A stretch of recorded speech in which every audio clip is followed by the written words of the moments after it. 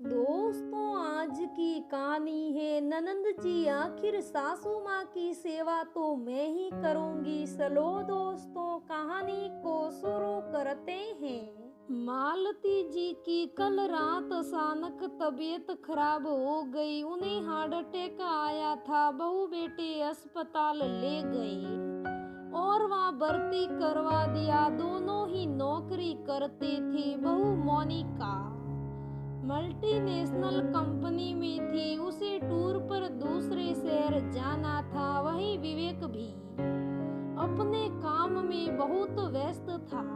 उसकी भी अगले दिन मीटिंग थी। रात को तो अस्पताल में विवेक रुक गया और मोनिका घर चली गई। सुबह बच्ची का स्कूल था।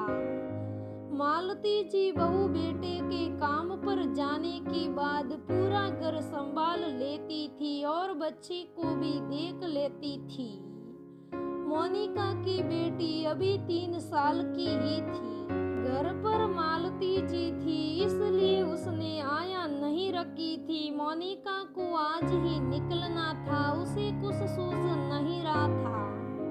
इस टूर पर साथ में सीनियर भी जा रहे थे। मैं अभी दीदी को फोन करता हूँ, वह थोड़े दिन के लिए आ जाएगी और मम्मी को संभाल लेगी। विवेक ने सोचा। लीना दीदी, मम्मी को रात को हार्ट अटैक आ गया था। हाँ, अब ठीक है। आप थोड़े दिन के लिए आ जाइए, मम्मी को संभाल लीजिए। उन्हें हम सबको आपकी जरूरत है, विवेक ने कहा। मैं भाई अभी नहीं आ सकती हूँ। फिर मोनिका है ना, वो संभाल लेगी। ऑफिस से छुट्टी ले लेगी। दीदी, उसे टूर पर जाना है, विवेक ने कहा। भाई, सोनू की परीक्षाएं चल रही हैं। मैं थोड़े दिन बाद आती हूँ। विवेक ने सोचा, सोनू तो बड़ा है, खुद ही पढ़ लेता है, ट्यूशन भी जाता है। 12वीं कक्षा के बच्चे को दीदी क्या पढ़ाती होगी। दीदी तो खुद ही हिंदी मीडियम से पढ़ी हुई है। मोनिका दीदी तो नहीं आ सकती है। मोनिका ने तुरंत अपने सीनियर को सारी बातें बताई और छुट्टी ले ली। मालती जी को अस्पताल से छुट्टी मिल गई और वह घर आ गई। मोनिका ने उनकी खूब सेवा की। घर में काम करने तो सब नौकरानी आती थी। मोनिका ने कुछ दिनों के लिए अपनी मम्मी को बुला लिया ताकि मालती जी का मन लगा रहे। उन्हें अकेलापन नहीं लगेगा। कुछ दिनों बाद लीना दीदी आंसू बहाते हुए आई। मम्मी, अब मैं आ गई हूँ।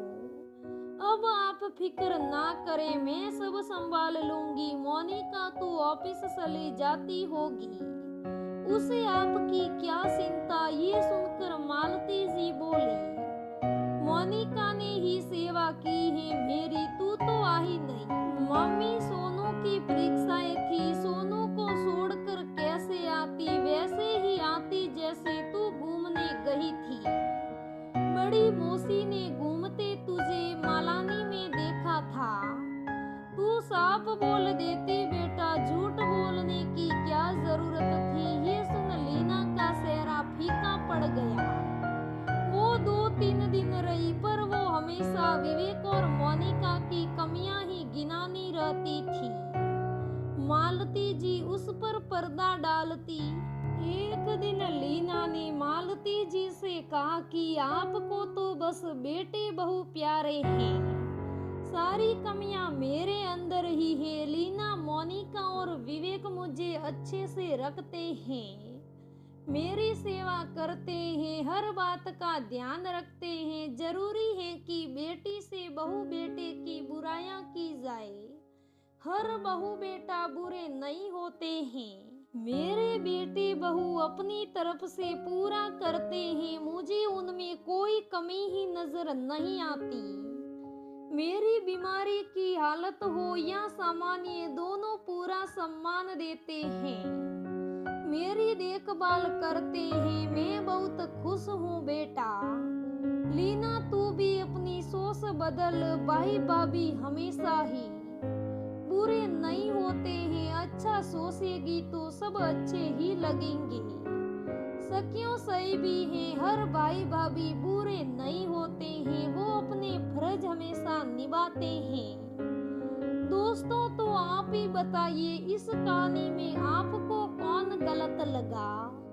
दोस्तों हर कोई कहता है हर रिश्ते में लोग ननद को गलत ठहराते हैं, पर यहाँ तो ननद ही गलत निकली। अपने भाई भाभी को अपनी माँ की इतनी सेवा करते देखते हुए भी वो अपने भाई भाभी की सेवा में कमियां निकाल रही हैं। दोस्तों मैं ऐसी बहनों से कहना चाहूंगी, हो सके तो अपने भाई भाभी का सपोर्ट करे, ऐसे उनकी कमियां गिनानी नहीं चाहिए।